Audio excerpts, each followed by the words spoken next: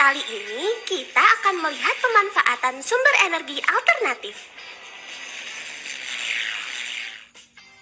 Panas bumi. Sumber energi panas bumi berasal dari dalam perut bumi. Energi yang dihasilkan oleh panas bumi disebut energi panas bumi atau geotermal. Energi panas bumi dapat dimanfaatkan sebagai sumber energi pada pembangkit listrik tenaga panas bumi. Sumber panas bumi berasal dari batu-batuan yang meleleh yang disebut magma. Magma akan memanaskan air yang tersimpan di bawah permukaan bumi, teman. Air yang dipanaskan oleh magma disebut zat cair panas bumi. Zat cair panas bumi inilah yang dialirkan ke atas permukaan bumi untuk diproses. Setelah sampai di permukaan bumi, zat cair panas bumi dipisahkan uap panas dan airnya. Uap panas yang telah dipisahkan kemudian dialirkan ke pembangkit listrik untuk memutar turbin yang terhubung ke generator.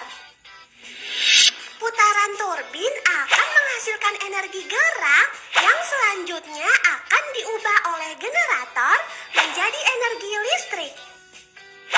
Zat cair panas bumi yang suhunya telah berkurang dikembalikan ke bawah permukaan tanah untuk dipanaskan kembali oleh magma.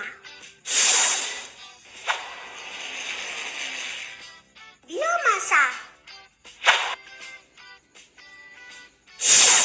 Biomasa merupakan sumber energi yang berasal dari hewan atau tumbuhan. Saat ini terdapat 3 jenis biomasa yang sudah dikenal luas, yaitu biogas, biodiesel, dan bioetanol. Biogas merupakan bahan bakar bio yang berasal dari hasil fermentasi sampah organik seperti kotoran hewan atau sampah tumbuh-tumbuhan. Pembuatan biogas dimulai dengan mengumpulkan sampah organik ke dalam bak penampungan yang sudah tidak ada unsur oksigennya. Sampah organik yang dikumpulkan akan terfermentasi dan menghasilkan gas metana. Gas metana inilah yang dapat dimanfaatkan sebagai bahan bakar pengganti minyak tanah atau gas LPG. Bahan fermentasi sampah organik juga dapat dimanfaatkan sebagai pupuk loh, teman. Biodiesel merupakan sumber energi yang dapat menggantikan bahan bakar solar untuk mesin diesel. Biodiesel berasal dari minyak sayur atau lemak hewan. Yang kalian lihat saat ini adalah proses pembuatan biodiesel dari buah kelapa sawit. Perhatikan, buah kelapa sawit yang masih muda digiling kasar dan dipisahkan dari bijinya. Setelah itu, gilingan kelapa sawit di oven hingga berubah warna menjadi coklat. Buah kelapa sawit yang telah di oven dimasukkan ke dalam tabung berleher 3, kemudian dicampur dengan cairan metanol dan abu. Cairan metanol digunakan sebagai pelarut, sedangkan abu digunakan untuk mempercepat pembentukan biodiesel. Campuran tersebut dipanaskan dengan api, setelah itu disaring dan didiamkan selama 1 malam. Setelah 1 malam, cairan akan terpisah menjadi 2 bagian. Bagian atas adalah biodiesel dan bagian bawah adalah gliserol atau lemak tunggal. Kedua cairan kemudian dipisahkan. Cairan biodiesel siap digunakan untuk mengisi bahan bakar mesin diesel. Bioetanol merupakan sumber energi yang dapat menggantikan bahan bakar bensin. Bioetanol umumnya terbuat dari tumbuhan yang mengandung karbohidrat atau zat gula tinggi. Yang kalian lihat saat ini adalah cara pembuatan bioetanol dari biji jagung.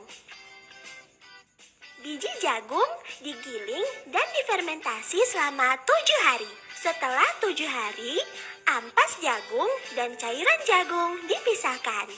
Cairan jagung dimasukkan ke dalam tabung destilasi atau penyulingan dan dipanaskan sehingga menghasilkan etanol. Etanol dari biji jagung inilah yang disebut bioetanol dan dapat digunakan sebagai bahan bakar pengganti bensin.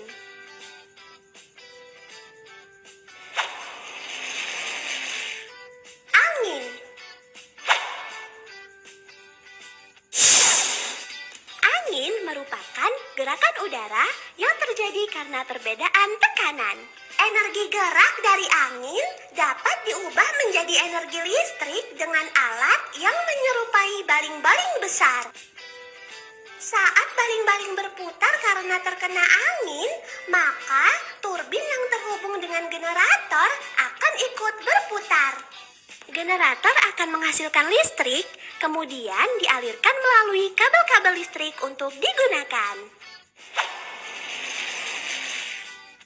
Air.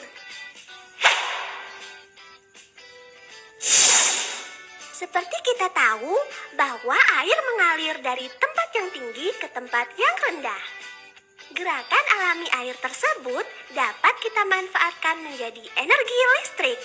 Air yang mengalir dilewatkan melalui turbin sehingga turbin akan berputar. Putaran turbin akan menghasilkan energi yang selanjutnya akan diubah oleh generator menjadi energi listrik.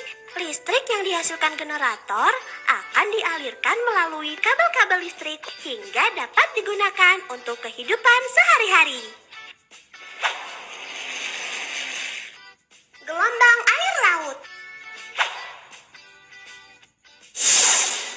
Gelombang air laut adalah pergerakan naik turunnya air laut yang disebabkan oleh angin. Gerakan gelombang air laut tersebut ternyata dapat dimanfaatkan menjadi energi listrik. Gelombang air laut akan menggerakkan alat sehingga terjadi gerakan ke atas dan ke bawah seperti memompa.